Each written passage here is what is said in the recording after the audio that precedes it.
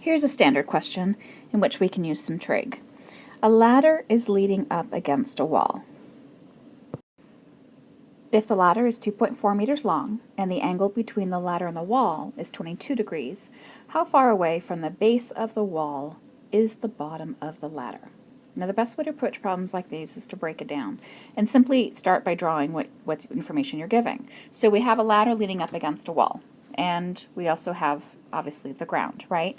So let's assume we've got the ground here, and I have a wall, and I can even label it the wall, and I have a ladder leaning up against the wall. So this is the ladder. So far, so good? Now, the reason we can use trig is that the assumption is this is on a perpendicular here. So the wall is a perpendicular angle to the ground. That's a right angle. So we have a triangle here, you see, that's a right triangle. Now, the ladder's leaning up against a wall. There we go. If the ladder is 2.4 meters long, I have numbers to work with. 2.4 meters is that length here, all right? That's this kind of pinkish length. And the wall is 22 degrees, sorry, the angle between the ladder and the wall is 22 degrees. So you have to find between the ladder and the wall. So here's the ladder, here's the wall. Where do they make an angle? They make an angle right here. So this is 22 degrees. Up here, 22 degrees, okay? How far away from the base of the wall is the bottom of the ladder? How far away from the base of the wall is the bottom of the ladder?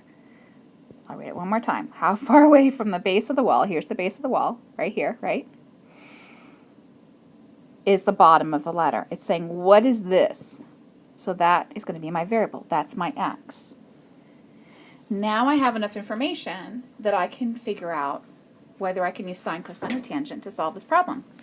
Because I have a right triangle, I have an angle measure, I have a side length, and I'm trying to solve for another side. So I'm going to look at this and kind of go, all right, well, in relationship to this angle here, I know that this is my hypotenuse for sure, right? That's my hypotenuse. And this side over here is the opposite, because this would be the adjacent. So I'm going to use, since I have a hypotenuse and an opposite value, I'm going to use sine, right? So sine equals opposite over hypotenuse. So I'm going to set up my problem. Sine of, using the angle measure, 22 degrees, equals the opposite x over hypotenuse 2.4. To solve this, I'm going to multiply both sides by 2.4, or cross multiply in this case. So into my calculator, I'm going to type in sine of 22, close the parenthesis, and then the times sign, that's my calculator, 2.4. And I'm going to get as an answer 0.89905, etc., etc. So if I'm going to round this answer, my answer is going to be x equals, let's go 3 sig figs, right? 0.899 meters, so just under 9/10 of a meter. And we ask ourselves, does that make sense? If you're talking about a triangle with a small angle here, then the side opposite, it's going to be short. And of course, it has to be smaller than 2.4 meters, right? So we're using our logic. And this needs to be much smaller than, significantly smaller, and it is. So that works. Do you see how I took it? The steps, first I read it through without doing anything. Then I drew it. And as part of my drawing, then I made careful sure that I was using every piece of information given to label. Then we identify which function, right? In this case, we determined that we needed to use sine. And finally, we solve. Those are your steps. Here's another problem. A girl gets her kite up into the air with a string 20 meters long and ties it down into the sand on the beach so that she can go swimming. The angle of elevation of the string from the ground is 52 degrees, and it's a sunny 85-degree day.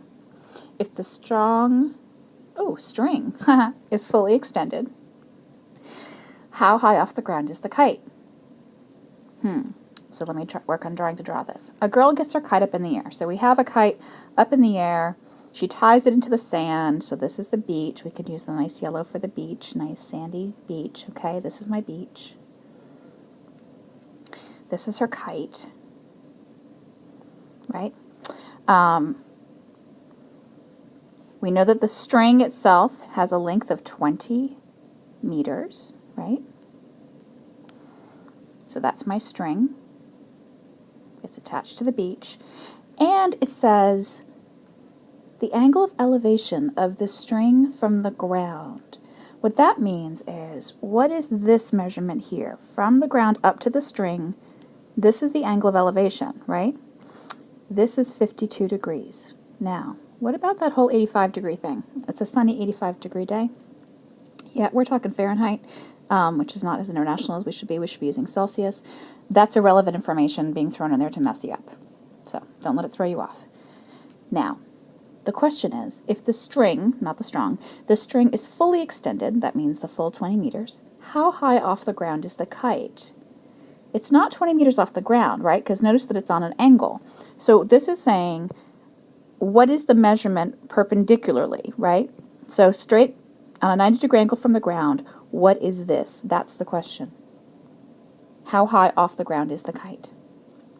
So we need to solve this. We have a right triangle. We can label our hypotenuse. We can label in reference, in relationship to this angle of 52 degrees. We know that this is our adjacent side and this is our opposite side. Ooh, I have sine again. So I'm going to set up my problem. I've got sine, and now in this case it's a 52 equals opposite x over hypotenuse 20.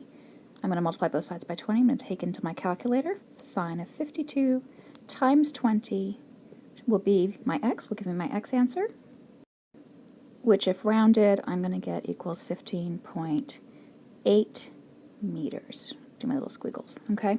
So 15.8 meters. Now let's see what more we can do with this. But let us say the same girl goes to hold on to her kite. Same kite. So we have the original. Oops. Here it comes. We have the original, right, of this. We have a little kite, etc. We have that. And this was when it was the beach. But now the girl's going to go pick up her kite, and it's going to be flying. Let's see, it says she's holding the kite string one end off the ground, and the angle of elevation is unchanged. How high off the ground is the kite now? All right? So now we're going to draw this a little differently. We've got the girl. And I'm going to draw a girl with, there. There's the girl. She's holding her kite. So she's holding it here. And it's going up in the air on the string. Here's our kite. Okay, the kite keeps changing every time I draw it. You can forgive me. Bad drawer. Okay. It's still a 20-meter string, right? Just the way it was before. The angle of elevation is still, if we were to follow it all the way down, is still 58 degrees. Pardon me, 52 degrees, okay? But we now have this new information, and let's zoom into it. She's holding this kite a meter off the ground. So this distance right here in pink is 1 meter. What you're going to do with this is you're going to draw a horizontal line that is parallel to, right, the horizon, of the beach here. We have our same original problem. We know that we have this right angle here. We know that this is a 52-degree elevation. If you remember your parallel lines, right, let's say these two lines are parallel, they get crossed or intersected by a transversal in the exact same measurement, right? So, given the rule of parallel lines and transversals and knowing these corresponding angles, we have corresponding angles here. Okay. Bad handwriting, you can handle it. So if this is 52 degrees, then so too is this 52 degrees, all right? So I can solve using this triangle, and I still have a 20-meter string from where she's holding it in her hand, right? I still have that 20-meter string from right here to right here. Still a 20-meter string. That is unchanged. So see, I've written it all out here, and it's the same answer. But remember, she's holding this off the ground. Ooh, and these guys moved somehow. It all moved together now. Whoopsie. All right, let me draw that back in there. And remember, this distance right here is 1 meter. So it's true that this is 15.76 meters, right? But she's also holding it now a meter off the ground. So you have to take that original answer and add 1 to it. So in essence, the height of the kite is 16 point, and if we average it, not average, if we round it to 3 sig figs, 16.8 meters off the ground. Okay? Notice in all these problems I followed the same protocol of reading, drawing, labeling, identifying which function to use, and then solving. And perhaps we should add one last thing, making sure that your answer goes into the correct units. Okay?